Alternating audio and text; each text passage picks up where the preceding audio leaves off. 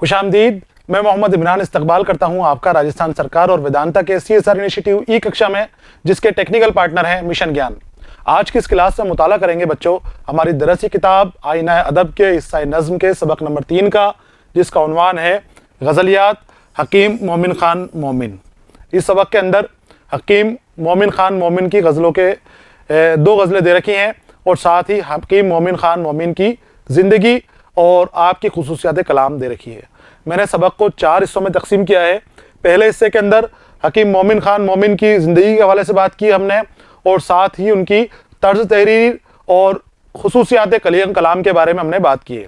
दूसरे हिस्से के अंदर 2 गज़लें हैं, दूसरे में और तीसरे में, और चौथे हिस्से के अंदर जो सवालात दे रखे हैं दोनों हिस्सों में, तीनों हिस्सों में, उन सवालात की हम मश्क करेंगे। तो हम शुरू करते हैं सबक का दूसरा हिस्सा, जो मोमिन खान मोमिन की गज़ल है असर उसको ज़रा नहीं होता। बहुत खूबसूरत गज़ल है जो मोमिन ने लिखी थी और इसमें एक वो शेर भी शामिल है कि जिसको देखकर जब मोमिन ने वो शेर मुशायरे में पढ़ा था, उस शेर को देखकर गालिब ने कहा था कि मेरा पूरा दीवान ले लो और मुझे ये शेर दे दो, ये शेर मेरे नाम कर दो। इस तरह की इस शेर के बारे में बातें मशहूर हैं। पता नहीं कितनी सच्चाई है, कितनी हकीकत है, लेकिन ये माना जाता है कि मुशायरे के अंदर इस शेर के नहीं कहा था। तो वो इसी के अंदर है। मैं आपको बताता हूँ कि तुम मेरे पास होते हो गोया जब कोई दूसरा नहीं होता। ये वो शेर है जिसके बारे में गालिब ने ये मशहूर बात कही थी। तो पहले मैं आपके सामने बुलंद ख्वानी करूँगा। बुलंद ख्वानी करने के बाद हम हर अशार की अलग अलग तशरीह करेंगे, अलग अलग समझने की कोशिश करेंगे। शुरुआत में आपको फिर से मैं काफिया और रदीफ के बारे में बता देता हूँ। हर गज़ल में मैं बता रहा हूँ, आपको ध्यान रखना है, भूलना नहीं कभी भी कि काफिया देखो, असर उसको ज़रा नहीं होता, रंज राहत फ़ज़ा नहीं होता। असर उसको ज़रा नहीं होता और रंज राहत फ़ज़ा नहीं होता। अब इसमें काफिया बच्चों ऐसे हम आवाज़ अल्फाज को कहते हैं कि जिनकी शक्लें बदल जाती हैं लेकिन आवाज़ नहीं बदल जाती, और वो गज़ल के मिसरे के आखिर के अंदर आते हैं। और रदीफ जिस शक्ल के अंदर है, जिस आवाज़ में है, उसी आवाज़ में बार बार अपने आप को दोहराता रहता है। ना तो उसकी आवाज़ बदलेगी और ना ही उसकी शक्ल बनेगी। रदीफ काफिया के भी बाद आता है। गज़ल के पहले मिसरे जो होते हैं, पहले दोनों मिसरे हम काफिया होते हैं और हम रदीफ होते हैं, जिन्हें हम मतला कहते हैं। बाद के शेर जो होते हैं वो फ़र्द कहलाते हैं। आखिरी शेर जिसके अंदर शायर अपना तखल्लुस का इस्तेमाल करता है, तखल्लुस इस्तेमाल करेगा, वो शेर मक्ता कहलाता है। तो यहाँ पर देखिए, असर उसको ज़रा नहीं होता, रंज राहत फ़ज़ा बुरा का क्या दूसरा। है ना, एक जैसी आवाज़ वाले, इनको जब पढ़ रहे हैं तो एक जैसी आवाज़ें मालूम हो रही हैं।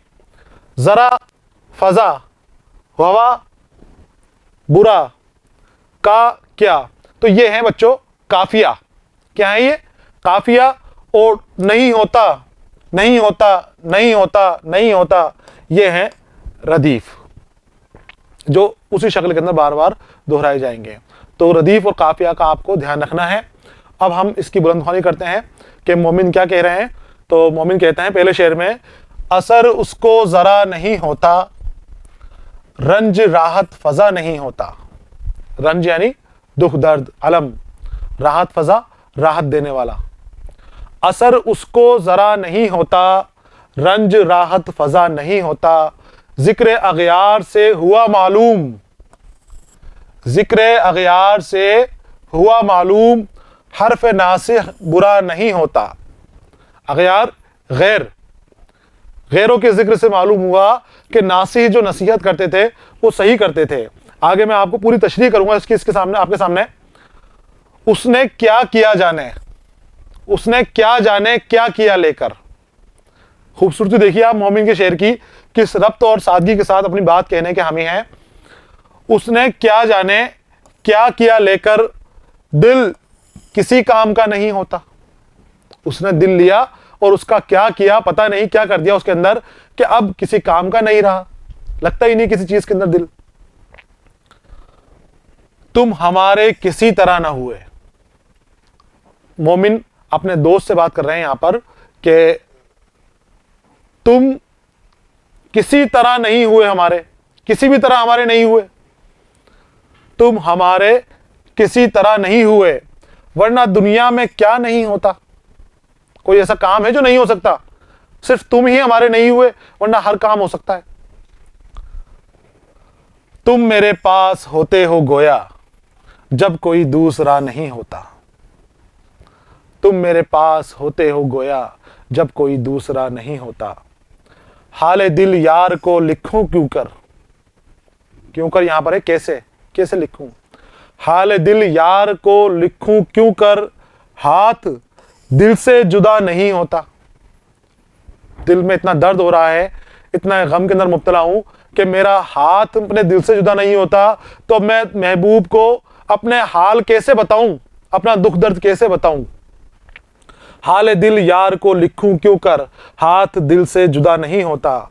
और चाराए दिल सिवाय सब्र नहीं, चारा इलाज, चाराए दिल, दिल के दर्द का इलाज, दिल का इलाज। चाराए दिल सिवाय सब्र नहीं, सब्र के अलावा और कुछ नहीं है, सब्र ही करना है सिर्फ। सो तुम्हारे सिवा नहीं होता, और इस सब्र ही मेरे से नहीं होता, तुम्हारे बगैर सब्र भी नहीं आता। मेरे दिल का इलाज सब्र ही है कि मैं मर जाऊंगा अगर सब्र नहीं करूंगा, लेकिन मेरा सब्र ही नहीं आता मुझे।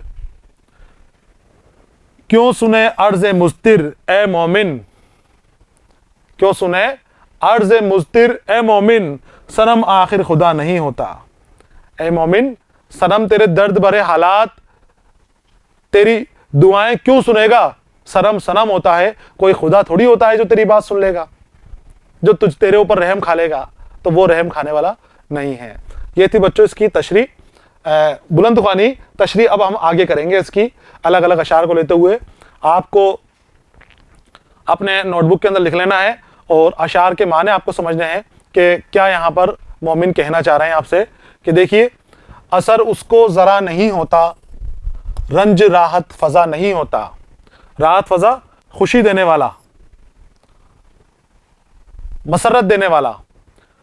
तो मोमिन कहते हैं कि जो मेरा दोस्त है वो मुझ पर जुल्म सितम किए जा रहा है, तरह तरह से मुझे परेशान किया जा रहा है, नई नई तरीके निकाल कर, नई नई तरकीबों से मेरे ऊपर जुल्म करने की कोशिश कर रहा है। मैं उसको मना कर रहा हूं कि मेरे ऊपर जुल्म मत कर, मुझे इतना परेशान मत कर, मेरा दिल ऐसे मत दुखा, लेकिन उसके ऊपर कुछ असर ही नहीं हो रहा, वो मेरी कोई बात मानता ही नहीं है। असर उसको जरा नहीं होता, उसको जरा सा मेरी बातों का असर नहीं हो रहा, रंज राहत फिजा नहीं होता। और उसको लग रहा है कि जो मुझे गम दे रहा है कि वो मुझे खुशी देने वाला है, इसलिए वो मुझे परेशान कर रहा है। कि महबूब को ऐसा एहसास हो रहा है कि मैं जो उसको गम दे रहा हूं, माशूक को, उसको आज़ार दे रहा हूं, तकलीफें दे रहा हूं, तो उसको तकलीफों में मजा आ रहा होगा, लेकिन कोई उसको जाकर बताए कि रंज और तकलीफ कभी राहत फिजा नहीं होती, खुशियां देने वाली नहीं होती। गम गम होता है, दुख दुख होता है, इनसे कभी आराम नहीं मिलता, इनसे कभी खुशियां नहीं मिलती। लेकिन जो हमारा दोस्त है वो हमें यही दुख दर्द और गम दिए चला जा रहा है, हमें यूं ही परेशान करता चला जा रहा है। वो सोच रहा है कि हमें लज्जत मिल रही है उसके आज़ार के अंदर, उसकी तकलीफ दी हुई तकलीफों के अंदर, लेकिन हमें लज्जत नहीं आ रही, हमें दुख हो रहा है, हमें दर्द हो रहा है। तो कोई उसको मना करे, उसको असर नहीं होता किसी बात का समझाने का। उसको समझाओ कि वो दुख दर्द और तकलीफ देना बंद करे। तशरीह देखिए इसकी। गजल के मतले में महबूब के हवाले से कहता है कि वो हम पर जुल्म दर जुल्म कर रहा है और हम विसाल की फरियाद किए जा रहे हैं। वो हम पर जुल्म कर रहा है और हम विसाल यानी मिलने की फरियाद कर रहे हैं, लेकिन वो मानता ही नहीं है। लेकिन हमारी फरियाद का उस पर कोई असर नहीं होता है, वो बराबर रंज और अलम दिए जा रहा है। काश उसे मालूम होता कि रंज और गम कभी भी खुशियां नहीं देते हैं, तो वो गम देना बंद कर देता। वो गम दे रहा है, हमें रंज और अलम दिए जा रहा है, उसके ऊपर किसी बात का असर ही नहीं हो रहा, तो उसको पता ही नहीं है कि रंज और अलम जो होते हैं ये दर्द देते हैं, दुख जो है दर्द देते हैं। उसको बताओ कोई कि ये दर्द होगा तो वो अलम देना, गम देना बंद कर देगा। तो गम जो है कभी भी राहत फिजा नहीं होते, खुशी देने वाले नहीं होते। यह है इस शेर की तशरीह। आगे आते हैं अगले शेर की तरफ। जिक्र अगयार से हुआ मालूम, हर्फ नासी बुरा नहीं होता। जिक्र अगयार, अगयार यानी गैर, जो अपने नहीं हो, गैर की जमा, अजनबी लोग, दुश्मन भी यहाँ पर दे रखे हैं। और नासी होता है नसीहत करने वाला, बड़े बुजुर्ग। तो इस शेर के अंदर मोमिन कहते हैं कि नासिह नसीहत करता है हमें अपने महबूब से दूर रहने के लिए, कि उससे दूर रहा करो, उसके पास मत जाया करो, वो तुम्हारी कोई बात नहीं सुनने वाला, वो सभी के साथ ऐसा सलूक करता है, वो तुम्हें दर्द भी देगा, वो तुम्हें गम भी देगा, वो तुम्हें परेशान भी करेगा। तो तुम्हारी भलाई और बेहतरी इसी के अंदर है कि उससे दूर रहा करो, उसके पास मत जाया करो। और हम नासिह की बात मानते ही नहीं थे, हम उसी तरह चलते चले जा रहे थे, उसी तरह अपने मोहब्बत का, अपनी दोस्ती का इजहार करते चले जा रहे थे, आगे बढ़ते चले जा रहे थे। हमें तो कब एहसास हुआ कि जब हमारे दोस्त ने हमारे सामने किसी गैर का जिक्र किया। हमें नासी कहते थे कि इसके पास मत जाओ, ये ऐसा है, ये सबसे ऐसा ही रहता है, जैसे दूसरों के साथ रहता है वैसे तुम्हारे साथ रहता है, तुम इसे अपना खास दोस्त मत बनाओ।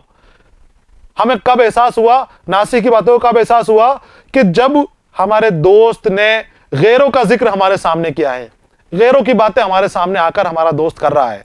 जिक्र अगयार से हुआ मालूम, हर्फ नासिह बुरा नहीं होता।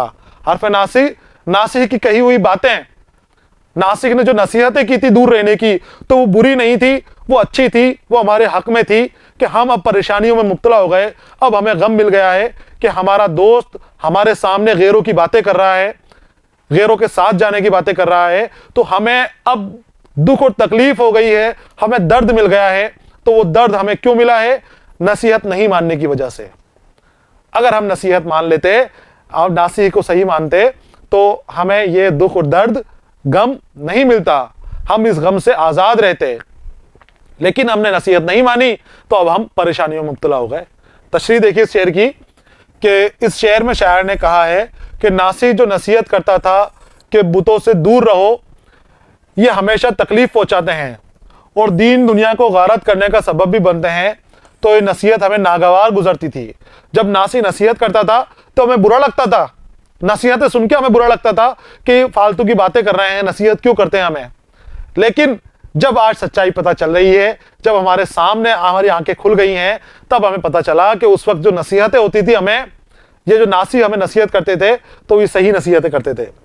मगर आज जब हमारे महबूब ने हमारी मौजूदगी में रकीबों का मोहब्बत भरे लहजे में तज़किरा किया तो हमें बहुत तकलीफ पहुंची और एहसास हुआ कि नासिह जो कहता था वो दुरुस्त ही कहता था, वो सही कहता था, वो उसमें कोई उसकी गलती नहीं थी। ये थी इस शेर की तशरीह। आगे आते हैं। उसने क्या जाने क्या किया लेकर, दिल किसी काम का नहीं होता।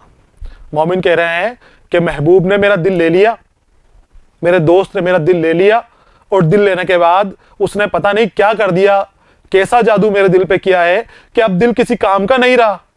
अब किसी कहीं मेरा मन ही नहीं लगता, मेरा दिल ही नहीं लगता कहीं भी। हर जगह मुझे बोरियत सी महसूस होती है, कहीं मेरा मन नहीं लगता जाने का, आने का। तो उसने मेरा दिल लेकर ऐसा क्या किया, समझ में नहीं आता कि उसने क्या कर दिया, उसने क्या किया, उसने क्या जाने क्या किया लेकर, पता नहीं क्या कर दिया। दिल किसी काम का नहीं होता, अब दिल मेरा काम में ही नहीं लगता, किसी भी काम का नहीं है, दिल खराब हो गया मेरा। तशरीह देखिए, इस शेर में शायर कहता है कि हमारा दिल बड़े काम का था, लेकिन जब ये महबूब पर आ गया तो ये हमारे काबू में नहीं रहा। अब मालूम नहीं कि हमारे महबूब ने हमारा दिल लेकर ऐसा क्या कर दिया है कि ये किसी काम का नहीं रहा है। उसने पता नहीं क्या जादू कर दिया दिल के ऊपर कि अब तो दिल हमारा कहीं लगता ही नहीं है, किसी और की तरफ हमारा देखने का मन ही नहीं करता, सिर्फ वहीं खोए रहते हैं, उन्हीं बातों के अंदर खोते रहते हैं, अपने दोस्त की बातों में खोए हुए हैं। तो अब किसी काम का हमारा दिल नहीं है। आगे आते हैं अगले शेर की तरफ। यह कहता है कि तुम हमारे किसी तरह ना हुए, किसी तरह यानी कि बहुत सारी जद्दोजहद कर ली मोमिन ने अपने दोस्त को अपना बनाने के लिए, खूब कोशिशें कर ली, खूब भागदौड़ कर ली, जतन कर लिए, लेकिन वो उनका किसी भी जद्दोजहद से, किसी भी जतन काम नहीं आए, उनका दोस्त उनका ना हुआ। तो ये कह रहे हैं अब कि तुम हमारे किसी तरह ना हुए, वरना दुनिया में क्या नहीं होता। इतनी कोशिश उन्होंने कर ली। ये कह रहे हैं कि तुम हमारे किसी तरह ना हुए, वरना दुनिया में क्या नहीं होता। हर काम हो सकता है दुनिया के अंदर, कोई भी काम मुश्किल नहीं है। अगर कोशिश करें, जुस्तजू करे करने की उस काम को, तो इंसान हर काम को कर सकता है। लेकिन कह रहे हैं कि महबूब तू कैसा शख्स है, तुझ में कौन सी सीरत है, तू क्या है कि तू किसी तरह से हमारा नहीं हुआ। हर तरह से हमने तुझे पाने की कोशिश की, अपना बनाने की कोशिश की, लेकिन तू हमारी सारी तरकीबें फेल कर दी। तूने हर चीज में हमें पीछे छोड़ दिया, तू हमारा हुआ ही नहीं। तुम हमारे किसी तरह ना हुए, किसी भी तरह, मतलब उसने सारे इलाज कर लिए, सारे तदबीरें लगा ली, वरना दुनिया में क्या नहीं होता, वरना दुनिया में हर चीज हो सकती है।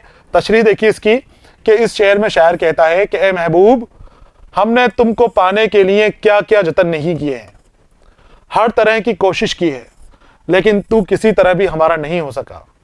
वरना इतने पक्के इरादे और कोशिश से दुनिया का कौन सा काम है जो नहीं हो सकता।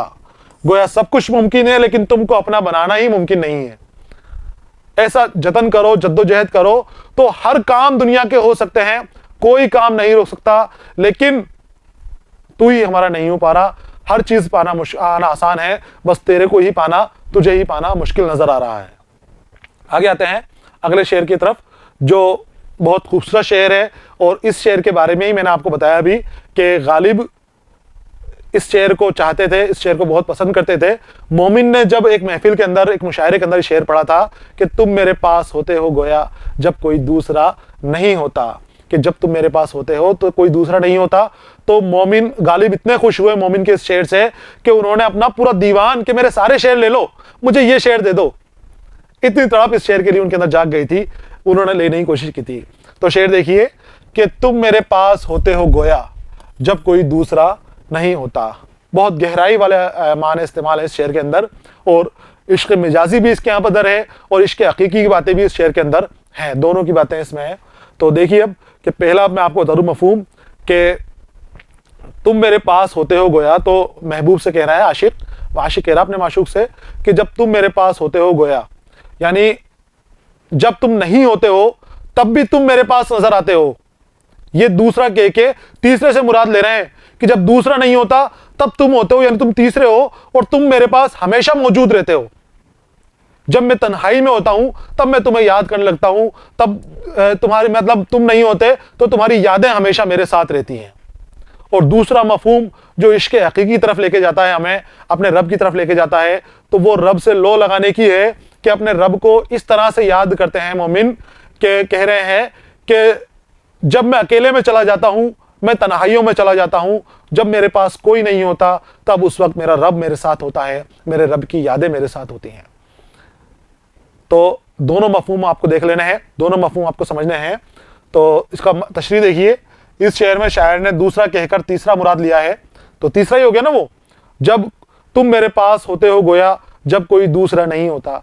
जब कोई दूसरा नहीं होता तो तुम होते हो, अब जब दूसरा नहीं है तो तुम कौन हो? वो तीसरा, और तीसरे को अजीज बना लिया कि तुम मेरे सबसे ज्यादा करीब हो, तुम मेरे सबसे ज्यादा करीब हो, कि तुम जब नहीं होते हो तब भी तुम होते हो, तुम गायब हो तब भी तुम हाजिर हो, नहीं हो जब भी तुम ही हो।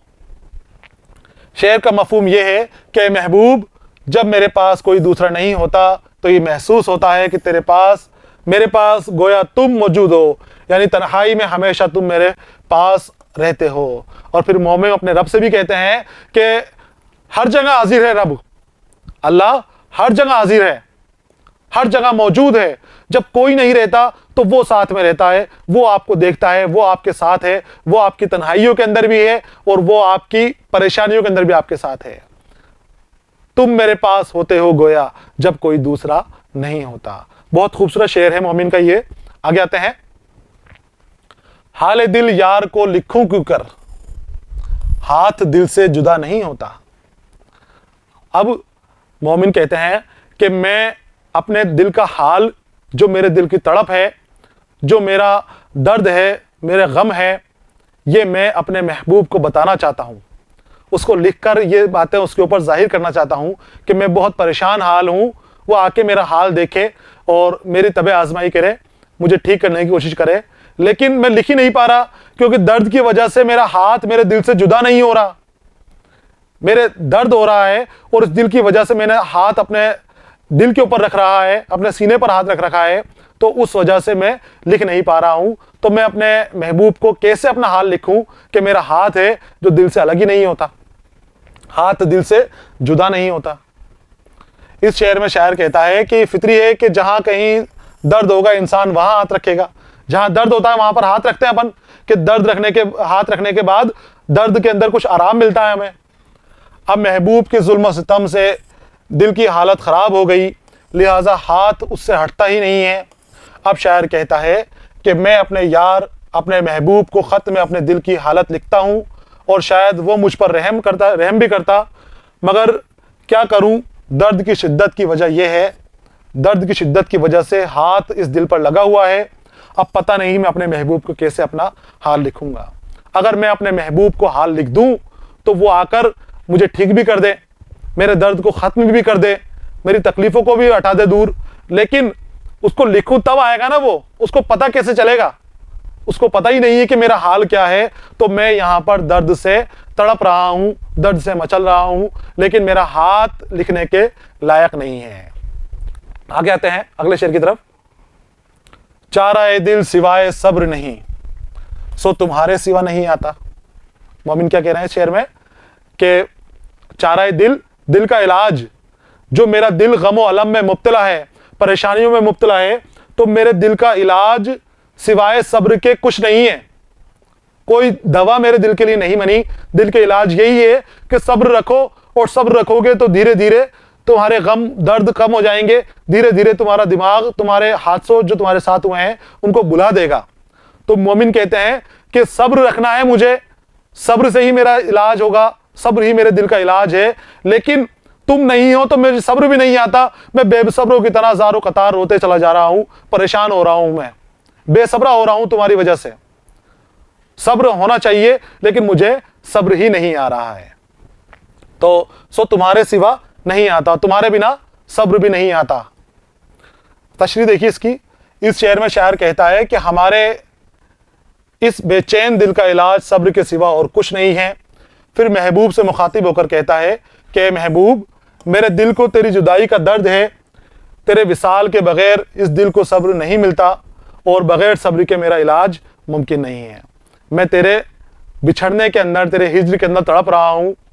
तू मिलेगा तो मुझे सब्र आएगा, तू मिलता नहीं है, मुझे सब्र नहीं आता, और मेरा दिल ख़राब होता चला जा रहा है, मैं परेशान होता चला जा रहा हूँ।